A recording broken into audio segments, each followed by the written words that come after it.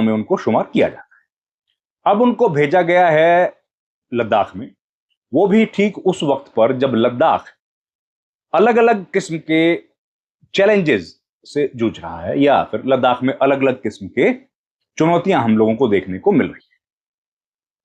सबसे बड़ी चुनौती जो कविंद्र गुप्ता के सामने है उपराज्यपाल की शपथ लेने के बाद, वो ये है कि 20 तारीख को जो बैठक होने वाली है केंद्र सरकार और लद्दाख के अलग अलग जो रिप्रेजेंटेटिव्स हैं, दो खित्तों के, लेह और करगिल के, लेह की एपेक्स बॉडी और केडीए, इनके जो representatives high power group, high empowered जो हाई पावर कमेटी है उसमें जाएंगे।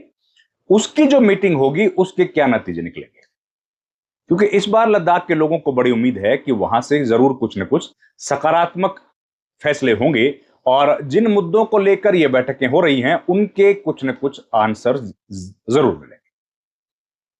अब सवाल ये उठ रहा है कि क्या इसमें कविंद्र गुप्ता जो है वो क्या मदद करेंगे, क्योंकि कविंद्र गुप्ता वैसे तो संवैधानिक पद है उपराज्यपाल का, लेकिन है तो यूनियन टेरिटरी के जो उपराज्यपाल होते हैं उनके पास ज्यादा ताकत होती है और प्रशासनिक फैसले वही करते हैं। राज्यपाल जो किसी राज्य के होते हैं उनके पास उतनी ताकत नहीं होती है और वो फैसले नहीं कर पाते हैं, वो स्टेट की जो चुनी हुई हुकूमत है उसके फैसलों से बंधे होते हैं।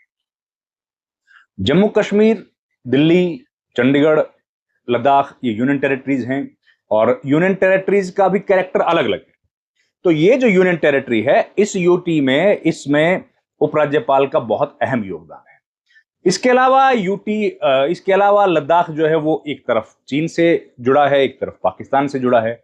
ऐसे में और महत्वपूर्ण हो जाता है कि वहां पर जो उपराज्यपाल हों वो जनता के बीच जो मुद्दे उठ रहे हैं उनको चतुराई के साथ शांत कर सके, उनको बातचीत से सब लोगों को ऑन बोर्ड लेके शांत कर पाए। अब लद्दाख में पिछले लंबे समय से, जब से यूटी बना है तब से अलग अलग मांगे हो। सबसे पहले तो यह मांग थी कि यूनियन टेरिटरी बनाया जाए, उसके बाद जब यूनियन टेरिटरी बनाया गया उसके बाद भी कई तरह की मांगे उठ रही थी।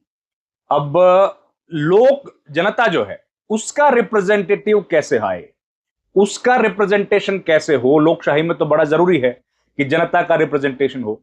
अब जनता का किसी भी हाउस में रिप्रेजेंटेशन की बात करें तो केवल एक लोकसभा के सदस्य यहां से बनते हैं, विधानसभा का कोई सदस्य नहीं है, विधानसभा लद्दाख में है नहीं।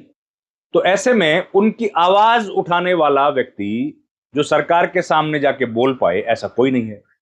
पहले जब जम्मू कश्मीर सूबे का हिस्सा लद्दाख था तब यहां से 4 विधायक बनते थे,